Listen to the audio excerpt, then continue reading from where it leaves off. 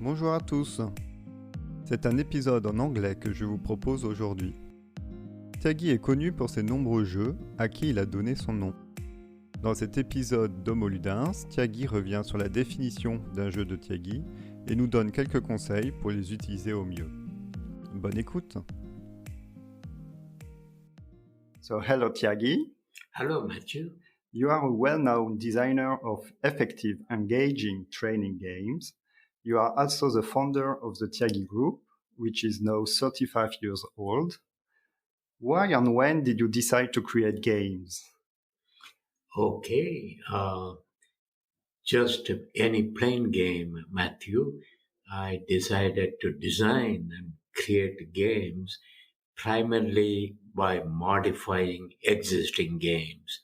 I used to play checkers, which the English call drafts, as a young boy of 7 years old with my grandfather, and I kept losing the game. I told my grandfather, it's not fun for you because you keep winning all the time. It's not fun for me because I keep losing all the time. So let us change the rule, and I get 2 turns for every one of your turns. He said, fine. And soon I started winning the game some of the time. And it suddenly occurred to me that modifying or designing games is much more fun than just playing games, Matthew. What is a Thiagi game in your own words? My game has several features. I design training games. To me, one of my games has relevance. Whatever I'm teaching, whatever is the training objective, the game enables people to reach that objective. Another one is what I call intellectual stimulation.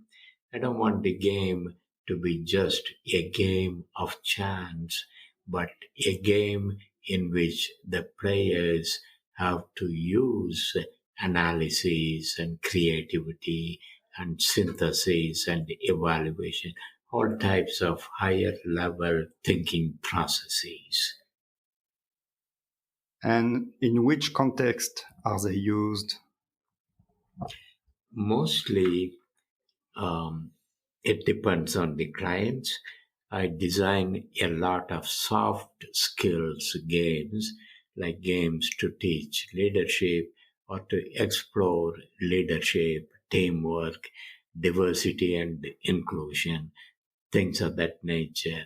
And some of my clients, I teach hard skills, as it were. I teach them technical subjects. I teach them mathematical procedures and things of that nature. So I teach them in a variety of contexts, but all of them has something to do with goals and skills related to what the corporation specializes in. Just only in companies. Sometimes in companies and sometimes in non-governmental organizations, like I work with the Red Cross and American Association of Retired People, things of that nature. And I also work with a lot of teachers. I started my life as a high school teacher, and I do training in service, teacher training for high school teachers and sometimes university professors. And are you the one who designed all the games called the Thiagi games?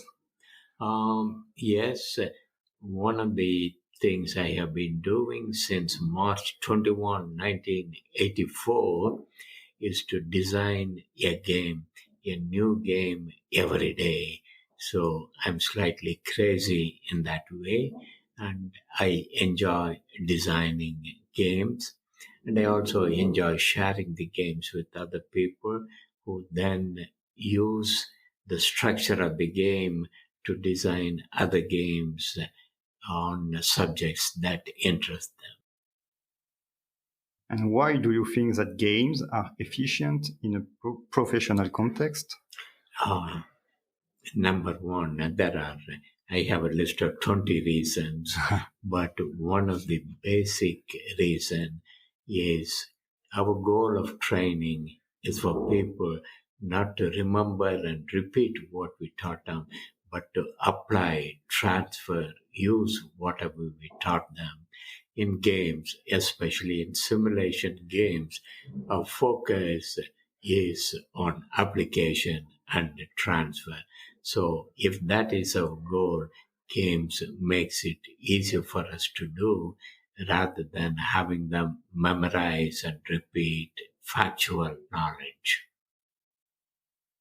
And are the Thiagi games always experienced by people as something playful? One of the things I teach people is you can take the same game, play it seriously if you want, play it playfully if you want. It depends on your preference. My preference is to take serious things in a playful mode and take playful things in a serious mode. So my particular personality bent is to take everything lightly and playfully. So that is how I play my games. But there are other people who are taking my games and can do it, apply it, facilitate it in a serious type of an approach. And when do you consider that a session is a success? Um, I do evaluation at 5 levels. To me, ultimately, for example, I conduct a design your own game type of a workshop, and I consider it a success if 6 months later I call the participants, any participant at random, and I ask him, have you designed a game? Have you been using a game? If you're using a game, what changes you made in what you learned? If you're not using the game, what are your excuses? To me, the success is defined when somebody says, yes, I have been using games that are designed using the principles and the procedures you taught us. And do you notice a growing interest in games like Thiagi games in companies? Yes, one of the interesting thing, all new employees, Matthew, in the companies, new hires, they are millennials, they are young people, and they have low tolerance to listen to lectures or read reference manuals. So the new generation of learners like are brought up on getting instant knowledge by going online. They are so used to digital games and digital game playing that whether we like it or not, sooner or later they are going to demand game based training. And how should we choose the right game for the right situation or problematic?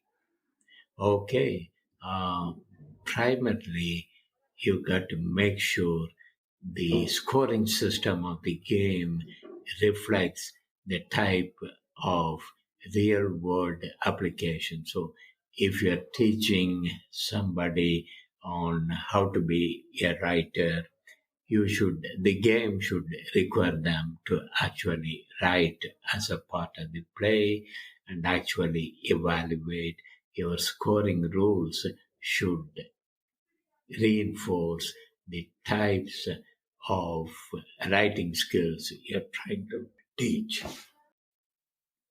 What should a facilitator trainer know to conduct effectively one of your games?